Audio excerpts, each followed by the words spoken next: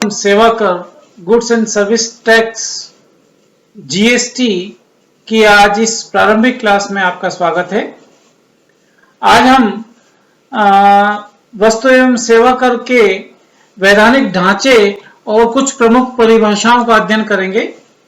इससे पहले कि हम वैधानिक ढांचे और परिभाषाओं की बात करें, मैं आपको बता दूं कि पूर्व में केंद्र सरकार और राज्य सरकार के द्वारा कई अप्रत्यक्ष कर लगाए गए थे जो 1 जुलाई 2017 से जीएसटी में सन्निवेश हो गए, सबसम्ड हो गए। केंद्रीय उत्पादन कर, उत्पादन कर पर कर, उत्पादन कर पर अतिरिक्त कर, आयात निर्यात पर अतिरिक्त कर, आयात निर्यात पर विशेष अतिरिक्त कर, सेवा कर, प्रभार व अधिभार और राज्य सरकार के मूल्य वृद्धि कर, केंद्रीय बिक्री कर, क्रय कर, विलासिता कर, मनोरंजन कर, प्रवेश कर, लॉटरी शर्त, जुए पर कर, राज्य का प्रभार, अधिभार आदि कई केंद्र और राज्य सरकार के द्वारा लगाए जाने वाले कर थे जिनका सन्निवेश जीएसटी में हो गया, क्योंकि 1 जुलाई 2017 से जम्मू एवं कश्मीर सहित संपूर्ण भारत में जीएसटी लागू हो गया।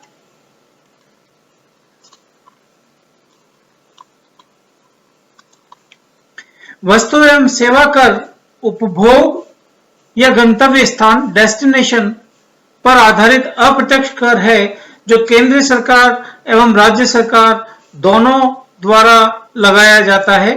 राज्य सरकारों द्वारा लगाया गया कर राज्य वस्तु एवं सेवा कर state goods and service tax और एसजीएसटी एवं केंद्र सरकार द्वारा लगाया गया कर केंद्रीय वस्तु एवं सेवा कर central goods and service tax और सीजीएसटी कहलाता है। विशेष परिस्थितियों में राज्य एवं केंद्र सरकार संगठित रूप से वस्तु एवं सेवा कर लगाती हैं, जिसे integrated goods and service tax और आईजीएसटी कहते हैं। तो अब हम आगे इसका लीगल फ्रेमवर्क और कुछ विशेष परिभाषाओं का अध्ययन भी साथ ही कर लेते हैं। वस्तु एवं सेवा कर हेतु वैधानिक ढांचा लीगल फ्रेमवर्क ऑफ जीएसटी। वस्तु एवं सेवा कर विधान निर्माण हेतु संविधान में आवश्यक संशोधन के पश्चात मुख्यतः निम्न 4 अधिनियम, नियम, अनुसूचियां, फॉर्म्स आदि की संरचना की गई। तो भारत में निम्न प्रकार का वैधानिक ढांचा अभी उपलब्ध है। पहले मैं चारों पॉइंट्स बोल दूं: CGST, IGST, UTGST and GST. CGST में वापस 4 बातें आप सामने देख पा रहे हैं। पहला है द सीजीएसटी एक्ट 2017। वास्तव में यही सबसे विस्तृत एक्ट है जिसमें सबसे विस्तृत प्रावधान जीएसटी अधिनियम 2017 और सीजीएसटी नियम 2017 में ही दिए गए हैं, क्योंकि इनके आधार पर ही प्रत्येक राज्य अपने राज्य में राज्य वस्तु एवं सेवा कर एसजीएसटी एक्ट और राज्य वस्तु एवं सेवा कर नियम एसजीएसटी रूल्स बनाएगा। इसी प्रकार सीजीएसटी अधिनियम 21 अध्यायों में बटा है। इसमें करीब 174 धाराएं हैं और चूंकि वस्तु एवं सेवा का आधार ही पूर्ति है, तो इन सभी अध्यायों के अंत में पूर्ति की व्याख्या करने हेतु 3 अनुसूचियां, अनुसूची 1, अनुसूची 2 और अनुसूची 3 दी गई हैं। सीजीएसटी अधिनियम की तरह ही सीजीएसटी नियमों को भी 19 अध्यायों में समझाया गया है और प्रत्येक अध्याय में नियम और उप नियम है। इस कुल 138 नियम है। इसी प्रकार से IGST integrated goods and service act 2017 एकीकृत माल एवं सेवा अधिनियम 2017 और संघ राज्य क्षेत्र माल एवं सेवा कर अधिनियम 2017 the union territory goods and service tax act 2017 के भी प्रावधान लागू होते हैं। वस्तु एवं सेवा कर राज्यों को क्षतिपूर्ति अधिनियम 2017 वस्तु एवं सेवा कर गंतव्य स्थान पर आधारित कर है। इसे लागू करने पर उन राज्यों को बहुत हानि होने वाली थी जो वस्तुओं का उत्पादन तो कर रहे थे परंतु उनका उपभोग अन्य राज्यों में हो रहा था। इसी को ध्यान में रखकर वस्तु एवं सेवा कर राज्यों को क्षतिपूर्ति अधिनियम लाया गया, जिससे कि उन राज्यों को क्षतिपूर्ति की जा सके जो वस्तु एवं सेवा कर लागू होने से हानि की स्थिति में आ जाएंगे। इस प्रकार से भारत में जीएसटी का लीगल फ्रेमवर्क स्थापित हुआ है। प्रमुख परिभाषाएं, इस भाग में हम कुछ शब्दों की परिभाषाएं देखेंगे, उनका अध्ययन करेंगे, उनको समझने का प्रयास करेंगे। केंद्रीय वस्तु एवं सेवा कर अधिनियम की धारा 2 में 100 से अधिक करीब 121 शब्दों की परिभाषाएं दी गई है जो उपधाराएं कहलाती हैं। इनमें से कुछ महत्वपूर्ण परिभाषाओं का वर्णन आज हम यहां पर कर रहे हैं, उनको हम समझने का प्रयास करेंगे। पहला है कुल आवर्त, एग्रीगेट टर्नओवर। कुल आवर्त से आशय समान स्थायी खाता PAN रखने वाले सभी कर योग्य आवर्त ऐसे आवक पूर्ति के मूल्य को सम्मिलित ना करते हुए जिस पर किसी व्यक्ति द्वारा विपरीत प्रभाव रिवर्स इफेक्ट, रिवर्स चार्ज के आधार पर देय किया जाता है।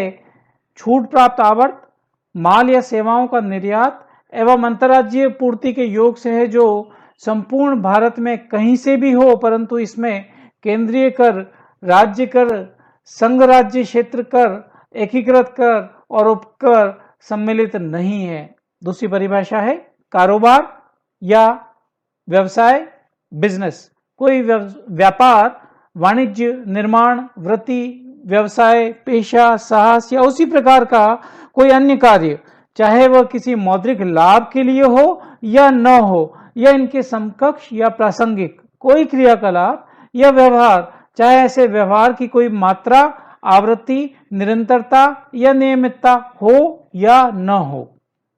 कारोबार का प्रारंभ करने या बंद करने के संबंध में पूंजी माल सहित माल और सेवाओं की पूर्ति या प्राप्ति, क्लब, समिति या ऐसी सुविधाओं या फायदे वाले निकाय द्वारा लाभ हेतु की गई व्यवस्था, किसी परिसर में प्रतिफल के बदले व्यक्तियों का प्रवेश, गुड़दौड़ क्लब में सुविधाएं, सेवाएं कारोबार में शामिल हैं।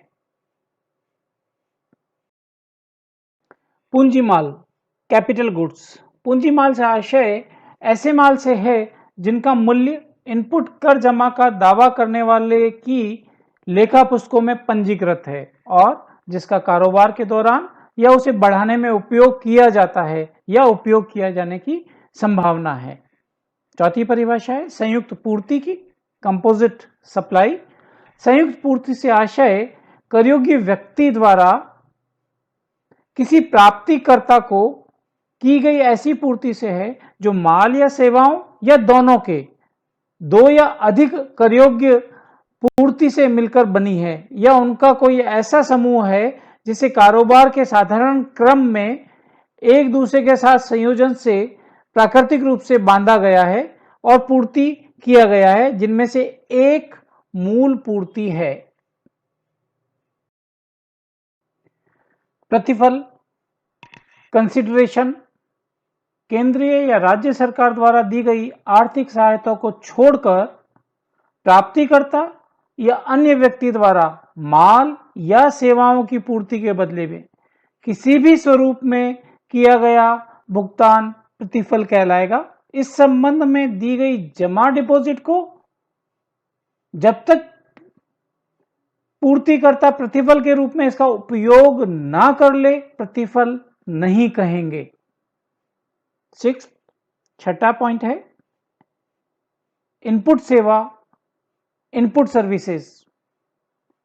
इससे आशय कारोबार के दौरान यह उसे बढ़ाने में किसी पूर्तिकर्ता द्वारा उपयोग की गई या उपयोग किए जाने के लिए रखी गई कोई सेवा से है। इनपुट कर, इनपुट टैक्स, किसी पंजीकृत व्यक्ति के संबंध में इनपुट कर से आशय माल या सेवाओं या दोनों की किसी पूर्ति पर लगाए किसी केंद्रीय कर, राज्य कर, एकीकृत कर या संघ राज्य क्षेत्र संबंधी कर से है। इसमें माल के आयात पर लगाया एकीकृत माल व सेवा कर सीजीएसटी संबंधित राज्य व संघ के माल व सेवा कर अधिनियम के अधीन देकर शामिल है, परंतु इसमें कंपोजिशन स्कीम के अधीन चुकाया कर सम्मिलित नहीं है। अगली परिभाषा है सेवाओं के प्राप्तिकर्ता का स्थान, location of the recipient of service. इससे आशय निम्न से है। इसमें 4 बातें उल्लिखित हैं। जहां पूर्ति कारोबार के ऐसे स्थान पर प्राप्त की जाती है जिसके लिए पंजीकरण प्राप्त किया गया है, वहां कारोबार का ऐसा स्थान। अन्य स्थान जहां पूर्ति प्राप्त की जाती है जो पंजीकृत स्थान के अलावा अन्यत्र कहीं है। एक से अधिक स्थानों पर पूर्ति प्राप्त होने पर सर्वाधिक सीधे संबंधित स्थान।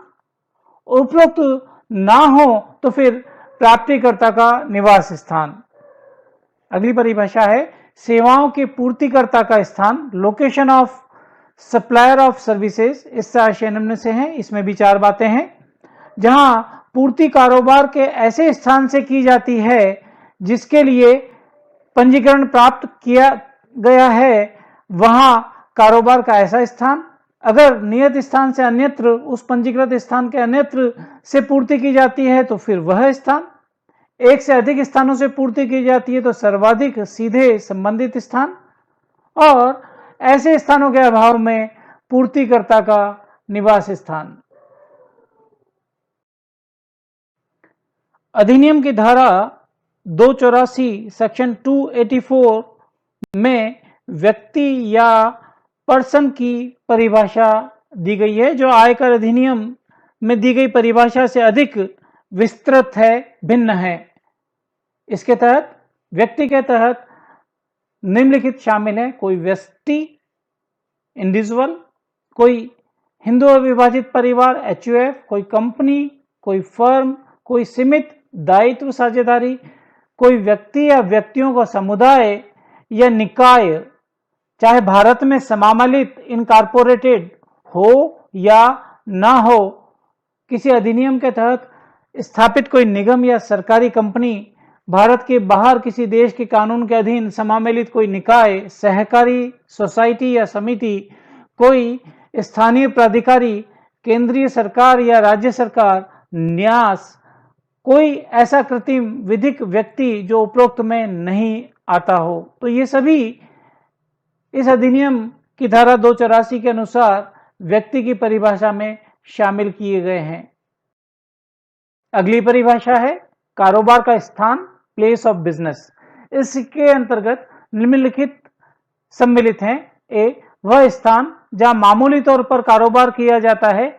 इसके अंतर्गत कोई भंडार, गोदाम या अन्य स्थान भी है जहां करयोग्य व्यक्ति अपने माल या सेवा या दोनों की पूर्ति करता है या प्राप्त करता है।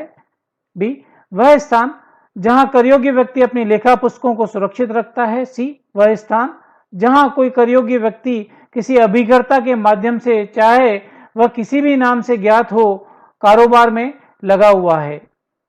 अगली परिभाषा है प्राप्तकर्ता या रिसिपिएंट। वस्तुओं या सेवाओं या दोनों की पूर्ति का प्राप्तकर्ता से आशय है एक जहां माल व सेवाओं या दोनों की पूर्ति के लिए एक प्रतिफल देय है और वह व्यक्ति उस प्रतिफल का भुगतान करने के लिए उत्तरदायी है। यदि माल की पूर्ति के लिए प्रतिफल देय नहीं है तो जिसे माल वितरित या उपलब्ध कराया या माल सौंपा या जिसे उपयोग में लेने के लिए उपलब्ध कराया। सी, यदि सेवा की पूर्ति के लिए प्रतिफल देय नहीं है तो अभिकर्ता सहित व्यक्ति जिसे सेवा प्रदान की गई। जीएसटी एक्ट की महत्वपूर्ण परिभाषाओं के क्रम में 13th डेफिनेशन है विपरीत प्रभार या रिवर्स चार्ज की। इससे आशय अधिनियम की धारा 9(3) या 9(4) के अधीन या एकीकृत माल और सेवा कर अधिनियम आईजीएसटी की धारा 5(3) या 5(4) के अधीन ऐसे माल या सेवाओं या दोनों की पूर्ति करने वाले व्यक्ति पर कर का दायित्व न लगाकर दायित्व माल या सेवाओं या दोनों की पूर्ति प्राप्त करने वाले पर लगाया जाए तो यह विपरीत प्रभार कहलाता है। इसी प्रकार से नेक्स्ट डेफिनेशन है माल गुड्स। माल का आशय मुद्रा या प्रतिभूतियों के अलावा मनी और सिक्योरिटीज के अलावा प्रत्येक प्रकार के चलायमान मूविंग संपत्ति से है और इसमें अभियोजन योग्य दावे एक्शनेबल क्लेम्स, उगी हुई फसल, भूमि से जुड़ी हुई या उसके किसी भाग के रूप में ऐसी घास और वस्तुएं भी सम्मिलित हैं जिन्हें पूर्ति करने से पूर्व या पूर्ति के अनुबंध के अधीन पृथक किए जाने का करार किया गया है। नेक्स्ट सेवाएं सर्विसेज। इसमें माल, धन या प्रतिभूतियों से भिन्न किसी चीज या अन्य रूप में परिवर्तन व इससे संबंधित क्रियाकलाप सम्मिलित हैं जिसके लिए पृथक से प्रतिफल हो। पूर्तिकर्ता सप्लायर। किसी भी माल या सेवाओं या दोनों के संबंध में पूर्तिकर्ता का अर्थ उस माल या सेवाओं या दोनों की पूर्ति करने वाला व्यक्ति होगा। इसमें एजेंट भी शामिल होगा। अगली और अंतिम परिभाषा है इसी क्रम में करयोग्य पूर्ति या टैक्सेबल सप्लाई। करयोग्य पूर्ति का आशय माल या सेवाओं की पूर्ति से है जो इस अधिनियम के तहत कर के लिए उद्ग्रहण योग्य है। धन्यवाद।